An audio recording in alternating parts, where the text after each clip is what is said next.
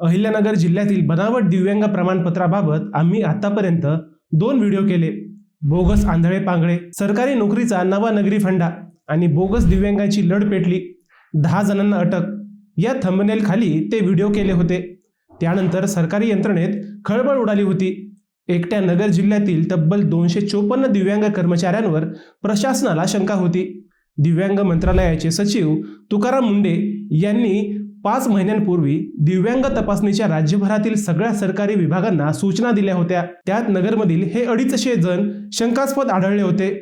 आता जिल्हा रुग्णालयात केलेल्या दिव्यांग वैद्यकीय पडताळणीत दिव्यांगत्वाचे प्रमाण 40% कमी आढळल्याने जिल्हा परिषदेच्या 15 कर्मचाऱ्यांचे निलंबन करण्यात आले। यात 11 शिक्षक, 3 परिचर तर एका आरोग्य सेवकाचा समावेश आहे। यातील 8 जणांची नियुक्तीच दिव्यांग प्रमाणपत्रावर असल्याने त्यांच्यावर थेट फौजदारी कारवाई होणार असल्याचेही सांगितले जात आहे। नेमकं काय होतं हे प्रकरण हेच आपण या व्हिडिओतून पाहणार आहोत। नमस्कार, मी अजय आणि आपण पाहत आहात अहिल्यानगर लाईव्ह 24, नगरी घडामोडींचं परफेक्ट ॲनालिसिस। दिव्यांग कल्याण विभागाचे सचिव तुकाराम मुंढे यांनी 18 सप्टेंबर 2025 रोजी आदेश काढून राज्यभरातील दिव्यांग कर्मचाऱ्यांच्या प्रमाणपत्राची फेरतपासणी करण्याच्या सूचना दिल्या। नगर जिल्हा परिषदेने 19 ते 21 नोव्हेंबर दरम्यान तालुकानिहाय शिबिर घेऊन 550 दिव्यांगांची प्राथमिक तपासणी केली। त्यापैकी 254 जणांना प्रत्यक्ष तपासणीसाठी जिल्हा रुग्णालय व नाशिक उपसंचालक कार्यालयाकडे पाठवण्याचे ठरले। परंतु 1.5 महिना उलटूनही या संशयित दिव्यांगाची तपासणी पूर्ण झालेली नाही। खरं तर या तपासणीचा अहवाल 31 डिसेंबर पूर्वीच दिव्यांग मंत्रालयाला पाठवला जाणार होता, परंतु जिल्हा परिषद व जिल्हा रुग्णालय यांच्यात आतापर्यंत फक्त पत्रव्यवहारच झाल्याचे समोर आले।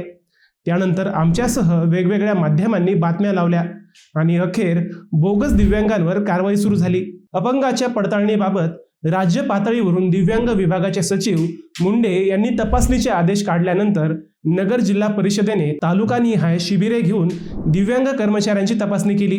त्यातून काही कर्मचारी जिल्हा रुग्णालयात तर काही कर्मचारी नाशिक येथील उपसंचालक कार्यालयाकडे वैद्यकीय तपासणीसाठी पाठवले। नगरमधून दिव्यांग असल्याची बनावट प्रमाणपत्रे घेऊन सरकारी नोकरी मिळवलेले शेकडो आरोपी आहेत।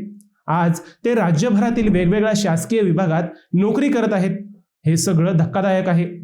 हा तपास अधिक व्यापक करावा लागणार आहे। याशिवाय जिल्हा परिषद व जिल्हा रुग्णालय प्रशासनानेही हे सर्व गांभीर्याने घ्यावे लागणार आहे। जिल्हा रुग्णालयाने या कर्मचाऱ्यांना बोलावून प्रत्यक्ष तपासणी केली। त्यात 18 कर्मचाऱ्यांच्या दिव्यांग प्रमाणपत्राचे प्रमाण 40% कमी आढळले। तसा अहवाल जिल्हा रुग्णालयाने जिल्हा परिषदेला पाठवला। जिल्हा परिषदेने या कर्मचाऱ्यांना नोटिसा पाठवून खुलासा मागवला। 18 पैकी 15 जणांचा खुलासा समाधानकारक नसल्याने त्यांच्यावर थेट निलंबनाची कारवाई करण्याचे आदेश मुख्य कार्यकारी अधिकाऱ्यांनी बुधवारी दिले। यातील एकाचा खुलासा मान्य करण्यात आला, एकाची पुनश्च पडताळणी करण्यात येणार आहे, तर एकाच्या खुलाशाची पडताळणी केली जाणार आहे। आता कारवाई झालेले कर्मचारी कोणते ते आपण पाहू।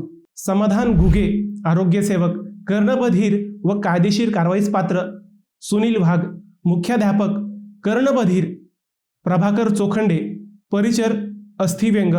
दत्तात्रय फफाळे, मुख्याध्यापक, कर्णबधीर। वामन घाटपांडे, परिचर, अस्थिव्यंग व कायदेशीर कारवाईस पात्र। अतुल सातपुते, परिचर, अस्थिव्यंग। मंदा शिंदे, शिक्षक, कर्णबधीर व कायदेशीर कारवाईस पात्र। संगीता कदम, शिक्षक, अस्थिव्यंग। संजय कुमार बडे, शिक्षक, अस्थिव्यंग।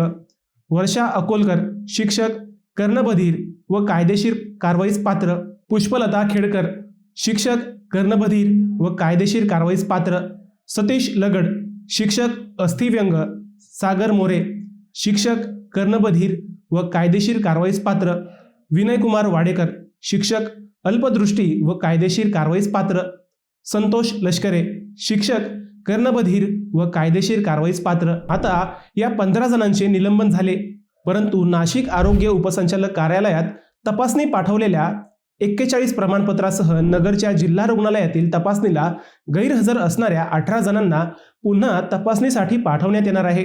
यामुळे अद्याप 59 जणांचा निकाल लागणे बाकी आहे।